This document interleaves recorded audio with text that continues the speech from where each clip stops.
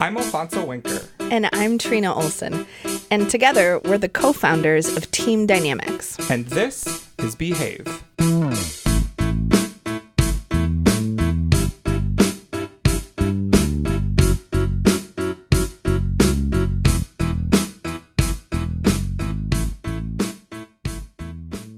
So here's what, Trina. Yeah.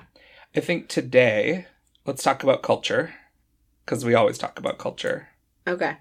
And then maybe we'll peel back a few layers and talk about specifically the culture of apologizing. Yeah. And can we talk about how people are using the word culture and how confusing it gets when we're in rooms trying to help people think about how they behave? Absolutely. And I think there's going to be a fun through line, or a direct line, really, between culture and behavior. Okay. Because I think people are using the word culture as really far away from behavior. Yeah. So you and I have been doing this work a long time. And one of the things that we hear a lot is folks saying things like, I wish I liked my organizational culture better, or the culture of philanthropy, or the culture of nonprofits, or the culture of startups. And I never have any idea what people mean when they say those things. I can't visualize it. I know they're trying to talk about some kind of mashup of how things are, how they feel, but it's tricky when that's where a conversation starts for me. Yeah, and for me, I think I often start to visualize or imagine what it just feels like. So yeah. I think folks are often trying to give a description of what it feels like. And so usually we start with any relationship, or when we're helping an individual or an organization think about behavior change to undo patterns of racism and sexism, we start with culture. Right. And the way we define it at Team Dynamics is culture is a set of shared patterns that we use to make meaning. And from that meaning making, we try to figure out where the edges are. So what's appropriate or inappropriate. So essentially, it's those three pieces: patterns, meaning, appropriate. And oftentimes we can swap in patterns and meaning for behavior. Mm-hmm. So those two things together really inform how people are going to choose to behave or not behave. Mm-hmm. And for folks who really are into source material or the academic side of some of these definitions, there's a really great body of work every summer. Folks who are experts and theorists and writers and academics in the field of intercultural communication gather at the Summer Institute for Intercultural Communication. It goes by SIC. And those are all the folks who really develop whole bodies of research that get to these kinds of definitions. And so we're borrowing from that field of expertise. And for us, it's helpful because when someone starts talking about culture, or when we're talking about culture, we can then say, is it about the patterns? Is it about what they mean? Or is it about how people are enforcing or reinforcing what is appropriate or inappropriate in a group, in a community, in an organization, in a relationship? Yeah, and what's interesting is it makes me, as you were talking, it made me think about 10 years ago about how having this definition really changed my relationships, my life, and my practice, because I was part of a mixed team. So mixed across race, mixed across gender identity, mixed across age, religious affiliation, right? And so I think we were using really overarching words like, we have a culture of being a community, or we're really kind. That's part of our culture. But the truth is, we were really stressed out, tired individuals doing really hard work. And what felt kind to me versus one of my colleagues was really different, right? Some people want to be left alone. Some people really want a lot of connection and energy. And so I think that's where I started getting out of these really broad and sort of culturally laden words. Because like, what does that mean to you? To a place where I could actually start noticing some of my own patterns that I thought were just baked in, and maybe baked in for everybody, until I started doing that investigation. And the investigation, I think, is the invitation to a reflection on behavior. Yeah. A lot of times when folks think about creating a culture or setting tone for a workplace culture, I think they go right to a list of do's and don'ts. Yeah. When in fact, there are more what might seem like innocuous or sort of everyday ways of being that just are. And then different people start to feel different ways. So we talk a lot about how I've been the first or the only on a lot of teams. And I've been the first queer person, the first person of color, the youngest person, and sometimes the only person sort of having those identities. And I think about an early job that I had where they would say things like, oh, part of our culture is we just hang out in the morning and catch up about what we've been up to. And I thought, okay, that's cool. I can do that. Mm-hmm. What it really was about the radio. Mm-hmm. And folks would come in the morning and talk about listening to the radio. Mm-hmm. And I was always really lost. I was the only person of color on the team. I was the youngest person on the team. And it wasn't a very big team. There were 5 of us. And folks kept saying the radio, the radio, the radio. And I thought, we might have different radio. Right. I'm 22 years old. Yeah. What I'm listening to in the morning was like some really incredible classic hip hop and R&B, a local radio station in the Twin Cities. And folks were talking about the news. Mm. So what I found out was the culture wasn't, we talk about what's up in our lives. The culture was everyone who works here listens to public radio. And then social capital gets traded in what you know about what you heard on the talk show that morning. Right. And it's baked into this much larger conversation about when workplaces want to be welcoming or they want to be inclusive, but we're not actually giving people our for real rule book on what we expect, and then again, how we assign meaning to what it is that we expect. So I was actually doing some work last week, and one of the things we talked about a lot was how do we keep making what's invisible visible, right? A really simple example was, it's a cultural pattern in the U.S. to ask for cover letters when people are applying for jobs, right? Mm-hmm. And we really troubled the waters and talked about how at this point, we all go on the internet, look for a cover letter template, and then do the best we can. When in fact, some people are thinking of that as a writing sample, and they're looking for no typos, or here's what it means about your intellect. Or other folks want a very passionate why you want to work here, when the likelihood is, if you're applying for jobs, you're applying for 5 or more. So you want to work somewhere, for sure. And there's something about that mission that excites you. But again, saying, this is a cover letter for what? Right? How will you make meaning of this? Even if I'm calling you Mr. and Ms. at the top of it, or if I'm being open around my perceptions around your gender identity, or if I'm doing a to who it may concern, do folks think I haven't done my research, right? And so it's so interesting to just peel back the layers to say, so are these patterns helping us get closer to our goals?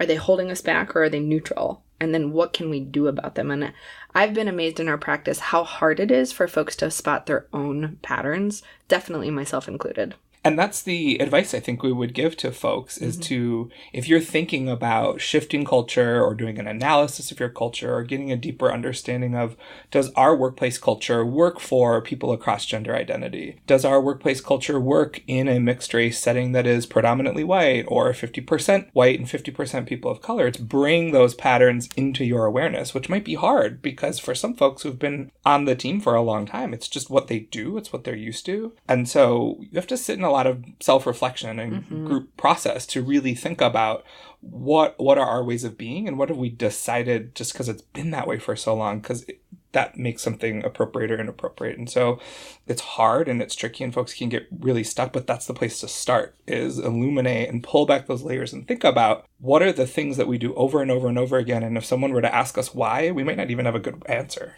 Absolutely. And I think that idea that if we're asking people to just get into that awareness of folks say, I wish my organizational culture felt different, right? Yes, we believe you. So the next 2 things to do are really think about what are my patterns of thinking, and then what are my patterns of behavior. You're listening to Behave, and we'll be right back.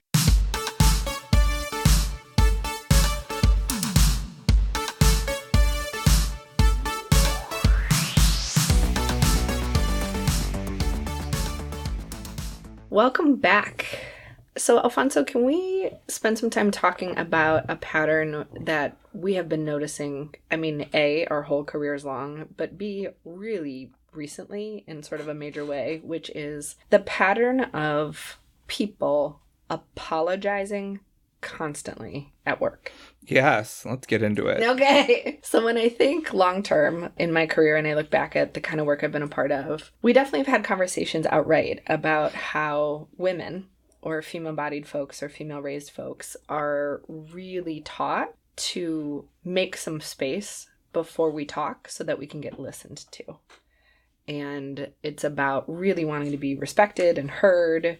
But this weird workaround that we've developed in sort of our speech pattern in the US are all sorts of versions of apologizing. I've done them all. They sound something like this. So this may not be the right time to bring this up, but I'm not sure if you have a better idea, but I have an idea. I don't want to bother you, but I have a quick question. Ooh, I'm sorry if this is going to feel funny, but I have an idea I want to share. So it's not always just saying, I'm sorry, or I apologize, but it's all this front loading, or after we say something brilliant or profound or helpful or constructive, we then make it small by saying, oh, but if you don't like that idea, that's okay. So we like back away from it. And it's not just women, but we absolutely notice this pattern in our rooms with female-bodied or female-presenting folks a lot. Yeah, I'm seeing that too. I'm also seeing this pattern of folks apologizing when really they just should be saying, excuse me or pardon me. So they're apologizing, which an apology means I'm wrong. Saying I'm sorry means I'm wrong and I'll be better or different next time. And I think folks are overusing it out of a desire to be out of the way or be smaller, or out of a pattern of being told people like you aren't supposed to be taking up airtime or taking up space. I just had a conversation with another queer man of color friend of mine about, there's a lot of conversation in the writing world about active voice and passive voice. And are those of us who have grown up in women's bodies or brown bodies or having a queer experience sort of talking more passively and being generally apologetic for our own presence. Yeah. And it gets so subconscious. So that's the nutty thing about patterns, right? Is any of us who have developed a speech pattern that we don't care for, like saying the word like in between stuff, or you end up with sort of a catchphrase at the end of what you say. And you're just like, how did that even get in there? How did that happen, right? Because patterns sort of really take hold pretty quickly. It's how our brains work. So we like to hang on to patterns. I think that thing that's interesting too, in thinking about race and bodies and gender and class, is that communication patterns inherently are about power, because we're trying to figure out how to navigate and negotiate with each other. And I don't mean negotiate like negotiate for money. It really is, we're trying to understand each other. And so I think what's been interesting is because apologizing or, oh, I'm sorry, has become such a throwaway thing. I think about it like how in the US, when somebody asks you, how are you? What are you supposed to say? Just say good. I'm good. Yeah, I'm good. Good. How are you? I'm fine. Right? We talk about having those close relationships where folks really want to know, and we could actually tell them, I didn't sleep last night, or, oh, I just had this big breakthrough. Do you have 10 minutes to hear about it? There's a way we are better than good or fine. And the unintended consequences of having throwaway apologies is we've found out in the workplace, folks do not have very good cleanup processes for when they actually step on each other in a substantive way. So if we are really communicating about a decision that needs to be made, we have different vantage points, and we're not having that conversation kindly, we do have something to clean up after that, or we were dismissive accidentally, right? So it's not assuming intent, but it's not being able to really take responsibility for our impact when we aren't patterned at apologizing as part of what we should do to be in real and right relationship. One of the ways we're helping people check that pattern or notice it is, as you're feeling a desire to say, I'm sorry, or oh, sorry, or sorry, but, or sort of apologize away the space that you're taking up, is to ask, could you swap this out with, I am wrong, or I was wrong? If the answer is no, then you probably shouldn't be offering an I'm sorry or an apology. So when we talked earlier about what are the ways that we can illuminate our patterns, one way that individual people can think about behavior is when we're feeling that impulse to say, I'm sorry, first say, could I swap out I was wrong or I am wrong? If the answer is yes, then think about how you want to say that. If the answer is no, then don't apologize. Then you could maybe get into a process of reflecting on where does that come from for you? Is there a more pervasive pattern or an expectation that as women, as people of color, as queer people in your workplace you take up less space, or that you do more of the emotional labor, or that people should be flagged or get ready to hear from you. So then it gives you another place to poke and illuminate and think about what are some of those other patterns then. So if that's how people feel, if we have to feel apologetic in our workplace about who we are and how we are, then that's the group work that we can get into about culture and behavior and patterns of, oh, wow, actually, there's more going on here than just one person feeling a little nervous to offer something or share something or take up some airtime. Right, because we're all having experiences outside of our workplace that then are impacting how we are having our interpersonal relationships. Some examples we've used on our team are some patterns we've developed really on purpose, and we try to do it outside of the heat of a moment, is we might try to really name what it is we're feeling before we talk. Not in an emotional offloading way, but in an owning it kind of way. So I know there have been times in our team when I've said, I'm really scared to share this because I've been thinking about it a long time and it actually feels really big for me. Then I share it, right? Or folks on our team have said, so I'm going to tell a story. I'm going to ask you to listen all the way through to the end. And then I'll reiterate the point. Right? So you might need to preface for some reason, or you might need to sort of punctuate the space because say you're in the middle of a meeting and you really need people to listen differently, right? Like everybody's kind of futzing on their phones, or like you're not sure if they're checking email or listening, and you really want to take up some space. You might need to take a moment to do that, but it's not by saying, I'm sorry to bother you because I have a really important contribution to make. You don't need to be sorry. And then on the flip side, to have a cleanup process. Yeah, and I hope maybe in the future we can talk a little bit more about cleanup, but I like some of these flagging processes that you're referencing, because flagging lets a room know you're about to do something out of pattern. Right. And you don't have to be apologetic while you're flagging. You also don't have to make assumptions about how it might land. All you have to do is take responsibility for what you're feeling and do your own cost-benefit analysis about what does it mean for me to bring this particular perspective, set of information, something that might be hard to hear, I don't know, right, into the room. And if on the regular we can predict who feels like they need to flag or protect or sort of get people ready, then we can start to point at some broader organizational opportunities to shift. So is it that all women or most women in a workplace report feeling nervous to provide constructive criticism in the process of brainstorming or in some sort of creative process? If that is true, which we can expect that is true, we have enough data and research to tell us that is true, then we need to think together, how do we shift that pattern so that it's not just on the women on the team to do the cost-benefit analysis of sharing constructive criticism, but also say, let's hold some space for constructive criticism. I know, as a man who's sort of leading this project, that might be out of pattern for some of us depending on gender identity. So I want to be clear, there aren't consequences for sharing constructive criticism. I'm actually inviting it. And then I have to practice there not being consequences based on who shares the criticism. Right. That totally resonates so much with how I experience what it is that we're trying to build. And so it sounds like on a future episode, let's dig into sort of some cleanup, because good news, bad news, you and I have had examples of actually needing to clean stuff up in a real way with each other. And then the two takeaways, right, are let's stop doing this apologizing for taking space. And let's really acknowledge all the power dynamics that are happening that make it more stressful, more intense, or just a different experience for us, depending on what body we're in, to share in a room, what that takes, both internally and then out loud. Absolutely. You're listening to Behave, and we'll be right back.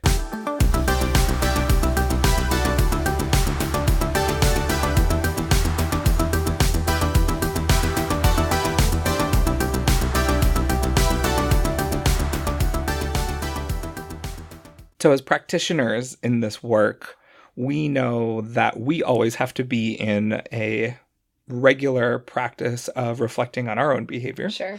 So let's talk about what we're digging in on, what is sort of pulling us or grabbing our attention, or behaviors that we're thinking about. So do you want to share first? Oh, cool. Yeah, thanks. I'm thinking almost obsessively, meaning like in the shower, in the car, when I'm supposed to be listening to other stuff. I'm thinking almost obsessively about hiring practices these days. I have hired a lot of folks. I have let a lot of folks go. I have really thought about retention in cities all around the country for the past 17 years. And so I'm really thinking about, how did I build the teams that I build? What are people doing differently? And I'm really thinking about this shift to, can we create an interview process that is as similar as possible to what the actual job will be, so that it's not all of our self-reporting, because we know that different people self-report really differently. So I'm thinking a lot as folks are thinking, how can we change the makeup of the workforce, and how do we better level the playing field around hiring? I'm thinking about it all the time, but I promise I'm also listening to you too. How about you? For me, I love popular music. I love listening to other podcasts that are about pop culture and seeing what artists are up to on Instagram, and going to a lot of live music shows of like pretty mainstream artists. Sure. And so I'm thinking about how each of us is responsible as an actor inside of a lot of different systems, a lot. And in particular, as a consumer of pop culture, I'm trying to become more aware of some of the constructions and history related to some of the pop culture that I consume. So this isn't a like thing about not enjoying fun pop culture. I think we should enjoy fun pop culture. But I listen to this podcast, which I love and everybody should listen to, called Switched on Pop. And they were talking about some recent controversy that's related to who gets to be on what Billboard charts. Yeah. And they uncovered the history of how Billboard created different charts and what currently are the, I think, country top 100 and the hip hop R&B top 100. The hip hop R&B top 100 started as Harlem Hot Hits. And the country top 100 started as the Hillbilly Hot Hits. Yowzers. As a direct way to market different kinds of music for white folks and black folks and to signal with those titles. And so I'm really fascinated by the ways in which around every corner we can find structural racism, and that sitting with questions of what is the responsible way to not replicate that while also enjoying different kinds of music. So I'm getting to bring some of this conversation with, like, if behavior is all of the different things we do in any given day, like the music we pick and the ways in which we choose to buy that music or not buy it, the content that we choose to subscribe to or not subscribe to, like, is directly related to the workplace as well, because work and life are not separate. Yeah, come to find out. And we're bringing it in. So we want to know what you're thinking about. What are you thinking when you talk about culture? What is the pattern of apologizing in your workplace? What sorts of things are you digging in on for yourself? You can tweet us at Team Dynamics LLC on Twitter, or send us an email to team@teamdynamicsmn.com. You're so good at that part. I've listened to the radio a lot. Thanks for listening to Behave. Make good choices.